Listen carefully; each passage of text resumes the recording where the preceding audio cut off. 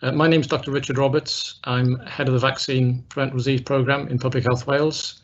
Bore da bawb, fenw I yw Dr. Richard Roberts, dwi'n pennaeth yr adran brechu yn Iechyd Gyhoeddus Cymru. Hoffwn hefyd gyflwyno Casey Keegans, sydd ar y linell. I'd also like to present Casey Keegans, who is on the line. Casey is a mental health ward manager at Llandoch Hospital and a current flu champion. Mae Casey yn reolwr ward meddwl iechyd yn ysbyty Llandochau ag yn un o'n hyrwyddwyr flu presennol. Thank you all for joining. We were hoping that the Minister will also join us. He's running a bit late and may join us a bit later. So Mr Vaughan Gething is the Minister for Health and Social Services in Wales, Gweinidog Iechyd a Gwasanaethau Cymdeithasol yng Nghymru. Let me just run through, if I may, a bit of housekeeping to begin with. We are recording this session for social media so that you're aware. I'll be saying just a few words to start with, and then I'll invite Casey to speak, and hopefully the Minister if he joins us, and then we will be inviting questions from the media individually after that. Can I begin then by welcoming you, Croeso. The purpose of this morning is to launch the flu programme in Wales, to beat flu together and to help keep Wales safe. My comments are just preliminary, but we'll come back to questions later. The eligible groups for flu are the same as every year, and I'll run through those later if you want me to, but there's two important additions to the groups this year. So household contacts of those who are on the NHS shielded list are a new group, and also all those with learning disability for the first time are a new group. Subject to the availability of vaccine later in the season, there's also an intention to extend vaccination to all those from 50 to 64 years of age. Normally we start at 65 years of age and above, and that will be announced later in the season, subject to the availability of vaccine. General practices have already started their flu campaign, as have community pharmacies. Some health boards are starting their school programmes on the 28th of September in a week's time, and health boards and trusts will be starting to vaccinate their staff this week and next week. And vaccination of staff will also proceed for social care workers in care homes and domiciliary carers. The final thing that I want to say before I invite Casey to say a few words is that there is more information on the beatflu.org website, circhflu.org, so you'll find additional information there.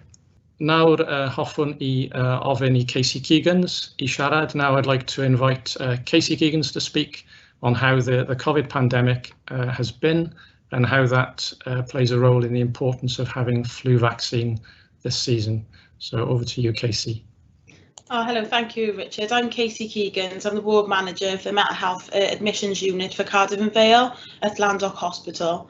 For us, we've definitely had an increase in admissions and people requiring mental health support as a result of the stress from the pandemic.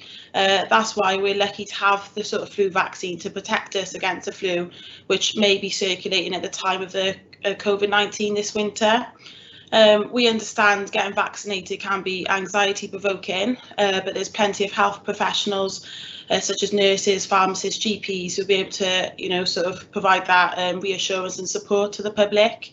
I think it's really important having the flu vaccine because we're not only protecting ourselves, but we're protecting those around us, especially individuals with a sort of pre-existing health conditions who will more likely suffer if they were to have the flu.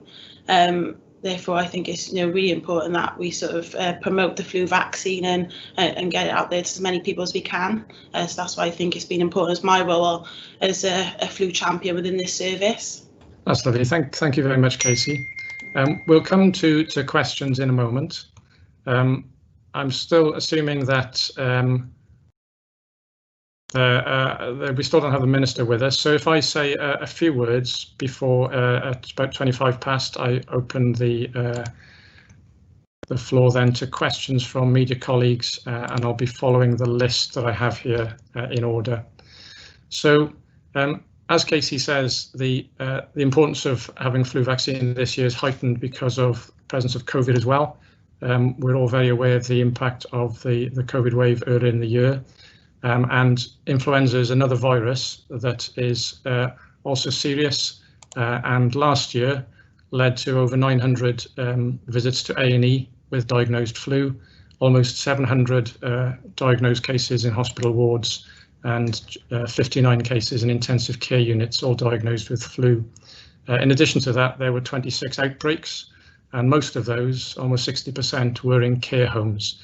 And that was a low figure. In previous years, if you go back 4 years, we had many more outbreaks, and particularly in care homes. So last year wasn't the worst year that we've had for some time. Vaccination last year was very successful.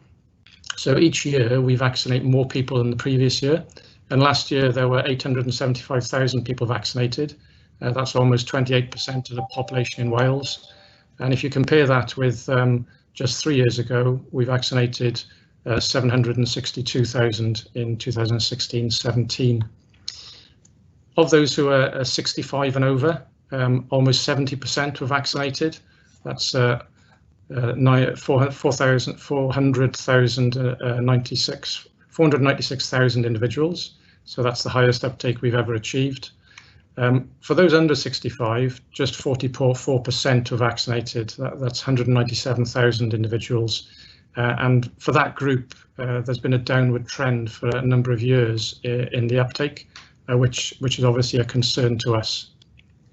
Looking at children who are 2 to 10, in 2 and 3-year-olds, 51% were vaccinated.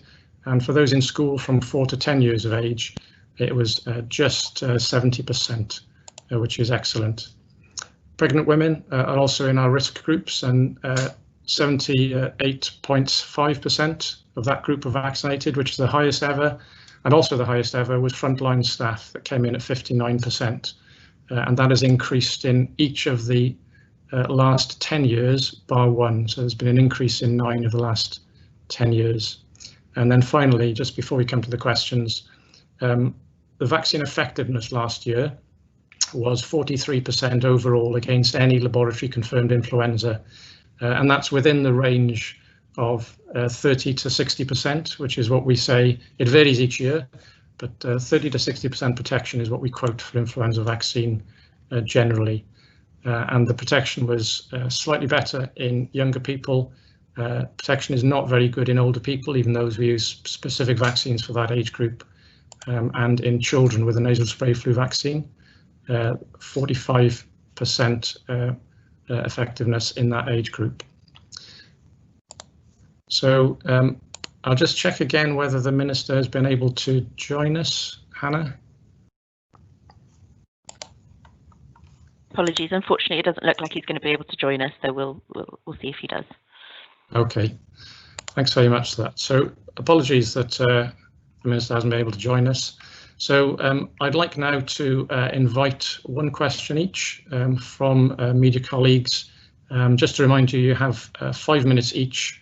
You can come back with supplementals, but if we begin with one question, and I'd like to invite Jordan Davis, please, to ask the first question. I suppose, given the number of, or the potential number of people eligible for a free vaccination, how will this be administered? Will it remain with GPs and pharmacies, or could you envisage potentially something similar to the COVID-19 testing program that we're seeing at the moment? So yes, you're right. 90% of vaccines are delivered through general practice and about 10% through participating pharmacies. So it's expected that it'll be the same this year.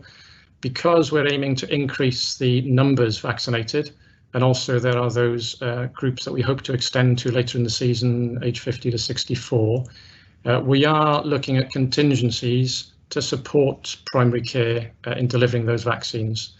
So that is, these are using centres that are not based in practices and pharmacies. So we are looking at that as a contingency.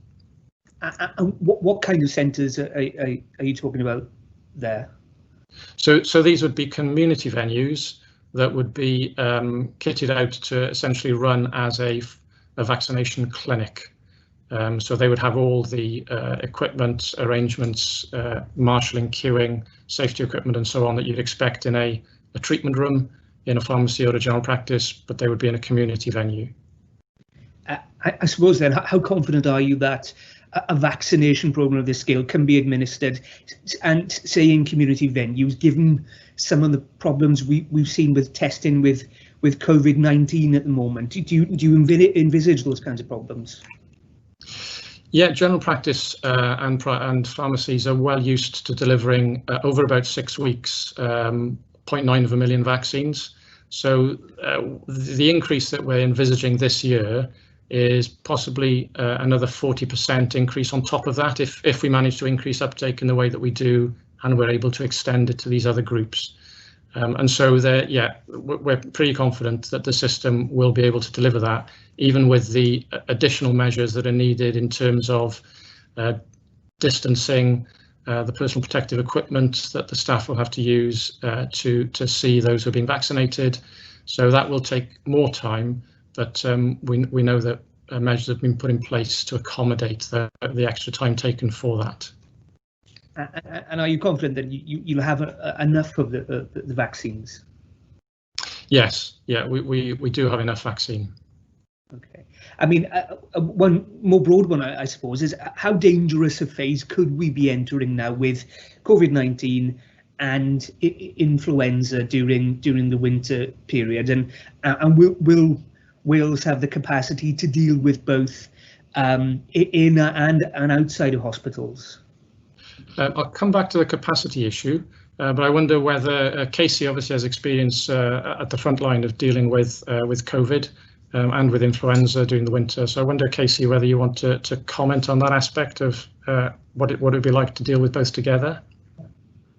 I think it will be a challenge, but I think there was lots of contingencies and resources put in place to deal with the COVID-19 pandemic, and we were quite fortunate within adult mental health services to the precautions we were able to put in place, and we had very little cases. So we're just hopeful that we can sort of put plans in place now. We're planning ahead for the flu season and potential the two together, that we can put those plans in place to sort of tackle both, really. Thanks, Casey. And just in terms of capacity, certainly in primary care and secondary care, you'll have seen that additional capacity was put in place for COVID-19, and obviously acute services are well aware of the potential for COVID-19 to peak again, and will have been planning for increased capacity. I suppose so. Practically, is that sort of more space on wards? More resources within hospitals? How does that preparation and planning, what does it look like practically? So that planning will be around staff availability and physical space for delivering care, as well as contingencies such as freeing up space from elective procedures that in severe winters get postponed. So all of those are possibilities. That's 5 minutes up. Thank you very much, Jordan. Diolch yn fawr for those questions. Gai symud ymlaen, I'd like to move on to Jonathan Shepherd from dside.com. Are you there, Jonathan? Sorry, Richard, Jonathan's not on the call as yet. Can I ask for any further questions if the media would like to turn their cameras on so we can see who's coming up next on the feed as well, please? But we can move on to the next one. OK, thank you, Hannah. So next on my list is Claire Hayhurst from PA Media. Are you there, Claire? Yes, I'm here. 1 second. Let me just there we are. Good morning. Can I ask, how many people are you aiming to have the vaccine this year?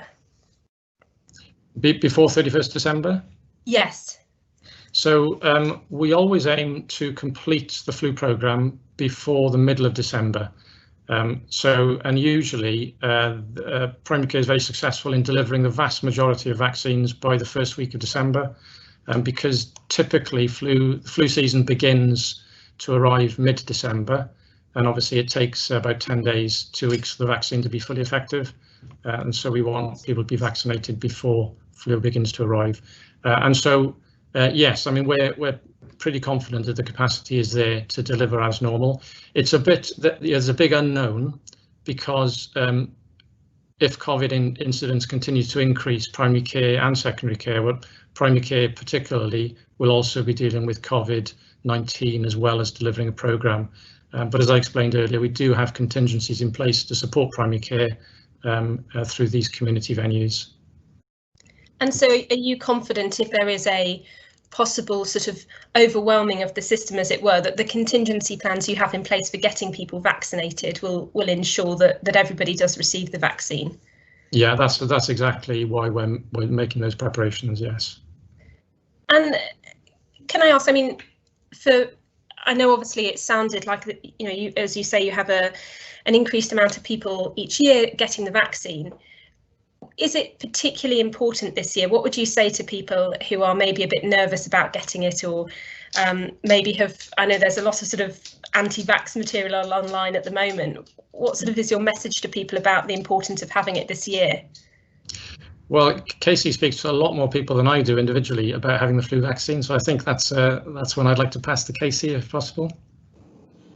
I think it's about just providing that education and reassurance to people and sort of finding out why they would be nervous about receiving the vaccine. It could be a number of reasons, whether they don't like needles, they're not aware of the effects of the vaccine. So it's about sort of providing that education, that support, and allowing them to sort of understand, you know, be fully informed about what the vaccine entails in the process, really. And I think that's what people need, is that reassurance, really, and that knowledge, because you know, it's one of those things you're allowing a sort of vaccine to go into your body, so you should be aware of what it entails, really. So I think it's about informing people of what it is and the effects, and that is safe, really. And I think that's about getting that message out there for, you know, people have the vaccine for a number of reasons, and people have it don't have it for a number of reasons, but it's ensuring that they're aware of the effects of the vaccines and the sort of positives surrounding it, and that is safe, really. And just sort of going back to that message, this year, is there a particular importance to getting vaccinated for flu? I think it will definitely be an importance, just with with COVID-19 circulating as well, and you know, people symptoms being quite similar. So I think it is important that if we can protect ourselves and others against the flu, then that's something we aim to do. And my other question, I know you said you were looking at moving the possible groups for having the vaccine to a slightly younger age group if there was enough. When do you anticipate you'll be making that decision about that group of people? So I'd anticipate there'll be an announcement in November based on the use of vaccines, trying to increase the uptake in those groups that are most at risk. So the current groups that are recommended it and the new that we've identified are those that are most at risk. So we want to increase uptake in those groups first, and then the 50 to 64-year-olds are also at increased risk, but not as much. And so we'd extend to those, and I assume that'll be an announcement in November about extending to those groups, likely to be starting with the oldest first, so possibly the 60 to 64-year-olds, and then moving down as we see the uptake in those groups. And lastly, I mean, why is that you've extended it to that slightly younger age group this year? So looking at those, you can create a hierarchy of those that are at risk. So generally those who are 65 and over at most at risk, particularly if they have long-term conditions. Those who are under 65 with having long-term conditions and also at risk. So some groups, like those who are immunocompromised because of cancer treatment or other conditions, are very at risk, and others with for example, long-term treatment for asthma on regular inhalers will be at increased risk, and pregnant women also fall into that group. So pregnant women have a similar risk to somebody with a long-term condition. And then those, if you look at those, the incident rates, the sort of admissions rates, if you like, for flu, hospital admissions rates, they're also high in the very young children.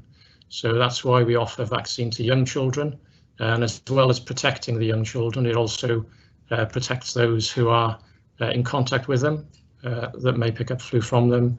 And obviously the occupational groups can pass on flu to their patients as well as pick it up themselves and pass it on to their family. So that's another obvious group. But if you then go down the hierarchy to the next most at risk group, that would be the 50 to 64-year-olds. And so that's the reason for extending to that group after we've done the priority groups. Thank you. Thanks very much for your questions, Claire. Next on my list is Tracy Lindsay from the RCN. Are you there, Tracy?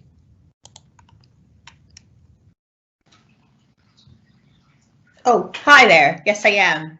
I think actually the questions that we had, you've already answered, in that the last journalist who sort of asked about Claire, what sort of the uptake would be sort of this side of Christmas, and also if you would be extending the list for those who are vulnerable, which I think you said in your introduction when you said those from the LD community and those who have been shielding. So I don't really think I have any other questions.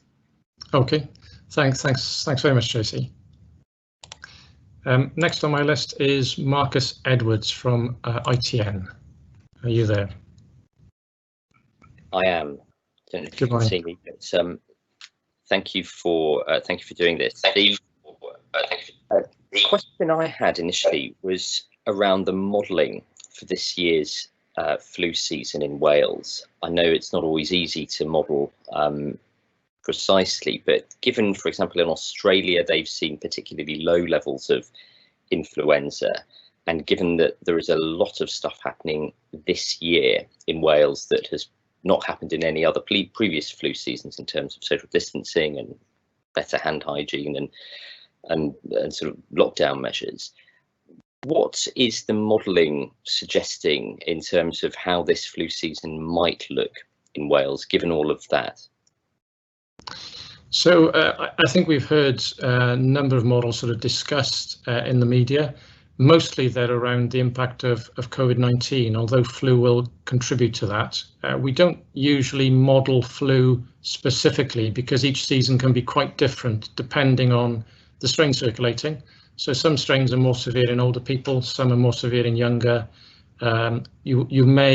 Most seasons we get a good match with a vaccine. Some seasons we don't, because the vaccine is manufactured 6 months ahead of the season based on WHO advice on what's likely to circulate.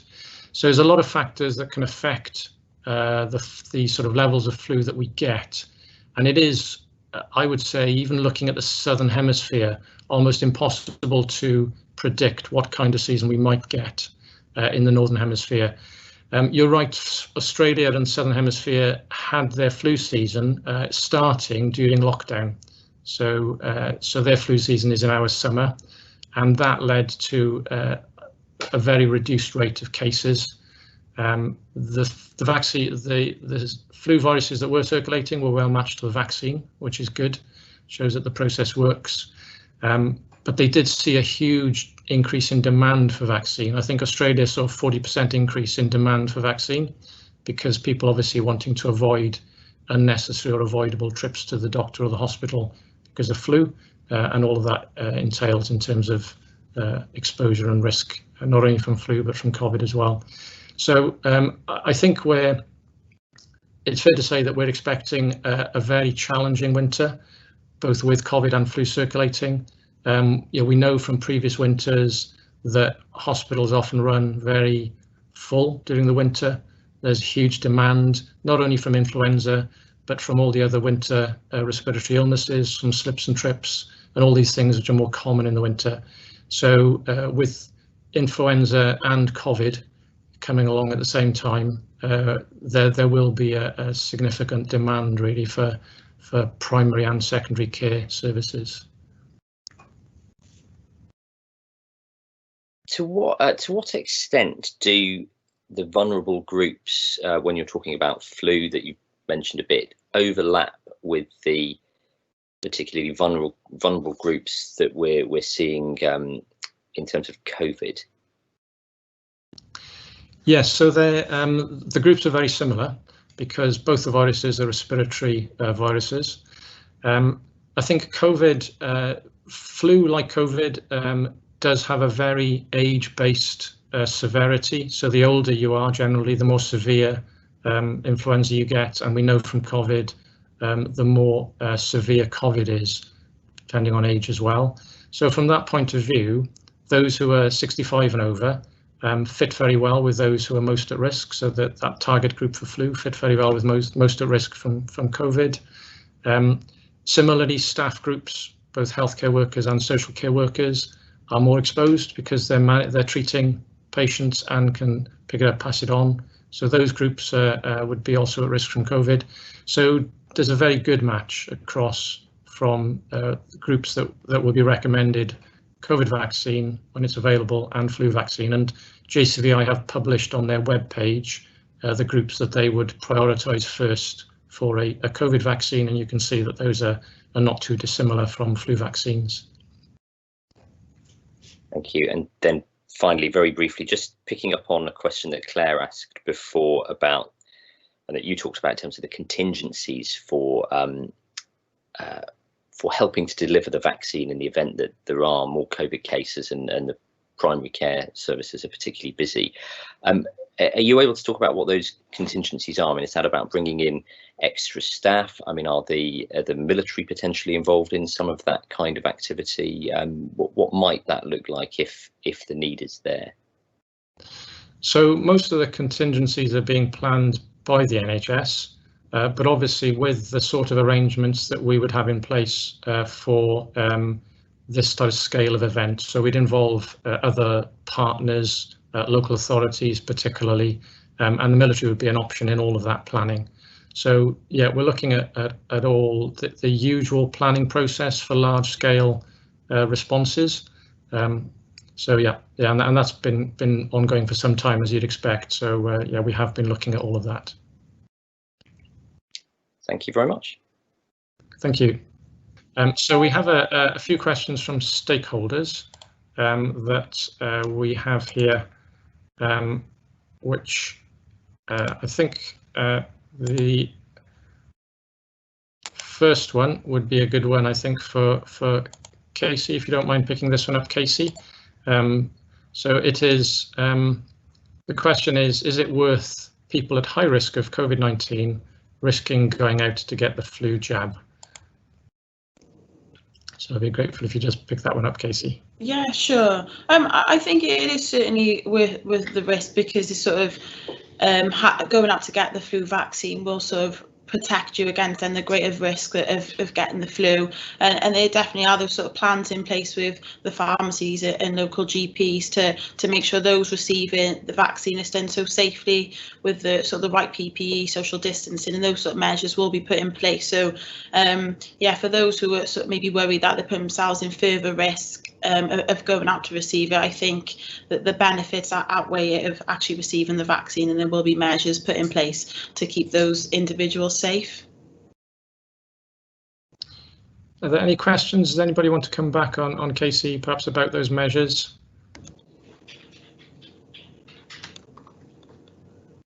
I can't see the sidebar here, but if you do have any questions, you could pop them in the sidebar.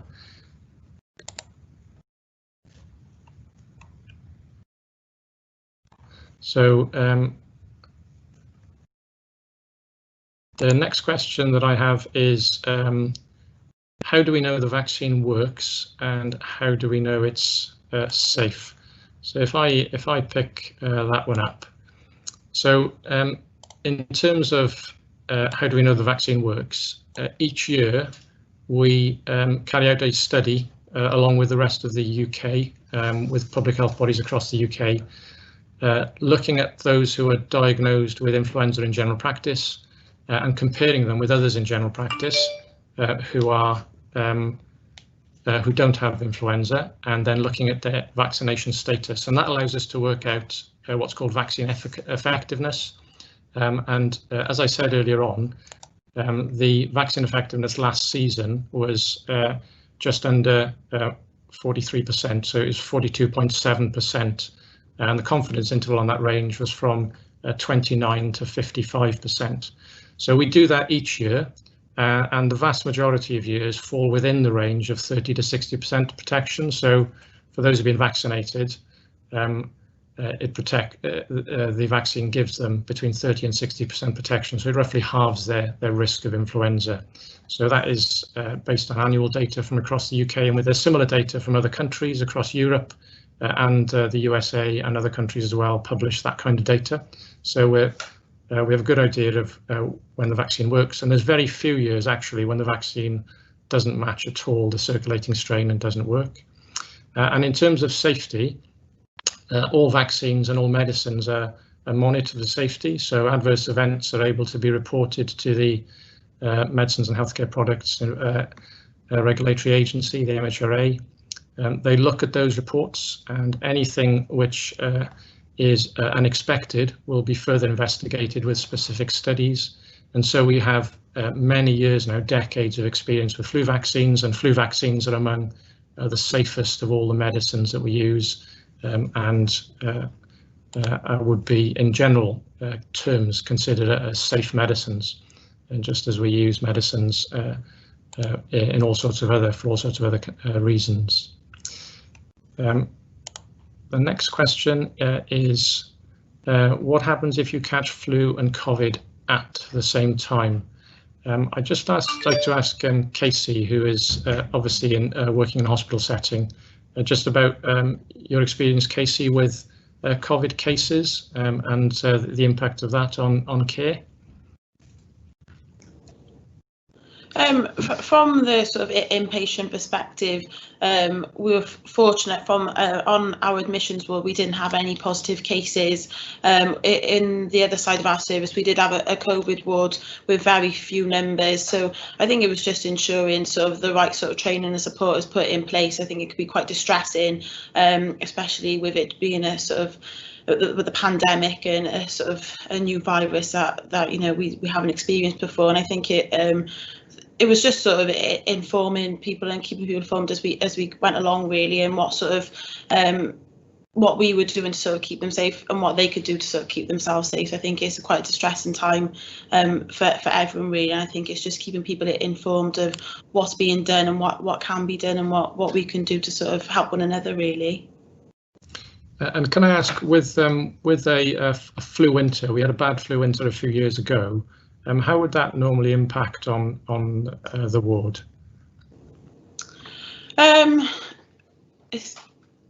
I think that the impact can be quite great, because obviously those who obviously with the flu, and if they're quite suffering quite badly from it, along with another sort of illness, I think that can be quite sort of quite a demand on the service. I think it's just, I know within general services they do prep for winter pressures, and there's sort of extra resources and wards and staffing put in place. So I think it's just ensuring that we're sort of well equipped and ready to sort of deal with it. Thanks, Casey. And then just moving on to the next question here. I have a question about how similar are the symptoms of flu and COVID-19, and will any similarity make it harder to diagnose people correctly and quickly?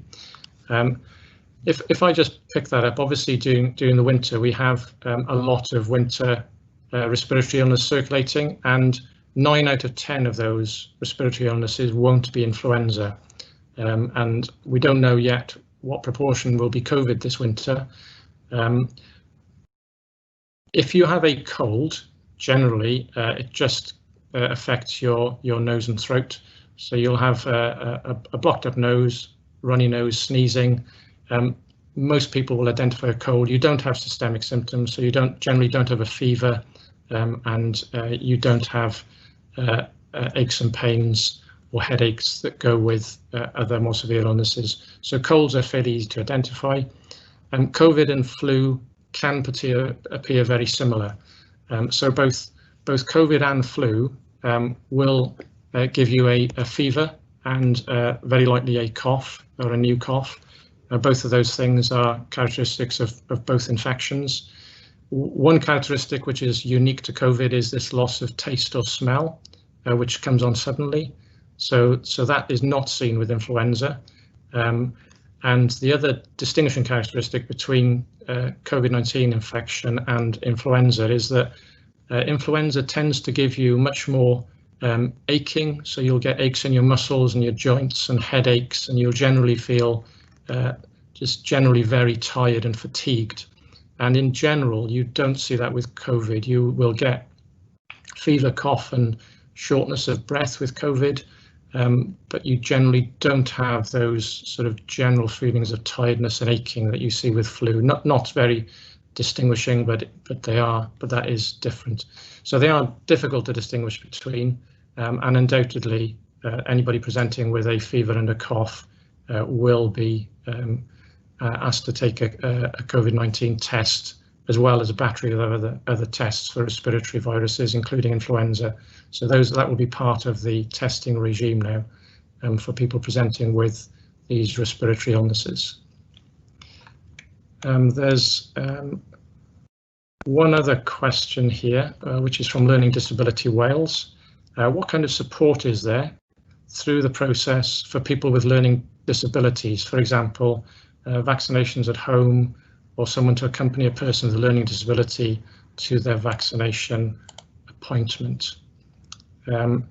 I'll invite Casey to add anything to this in a moment, but I know that people with particular needs for any vaccination will be assessed by their primary care team or their pharmacist, and they would be offered an appropriate setting for that vaccination, whether it was with access to the primary care setting, or sometimes the best setting is in a care setting or at home. So individuals would be assessed for that. Casey, I don't know if you want to add to that as well, obviously. Is there anything that you want to say on that? So within mental health services, our patients are supported to receive the flu vaccine. I know particularly in our community mental health settings, sort of those assessments are taking place and how they can support their patients within their service to receive the vaccine safely and with the right support. So those plans are in place.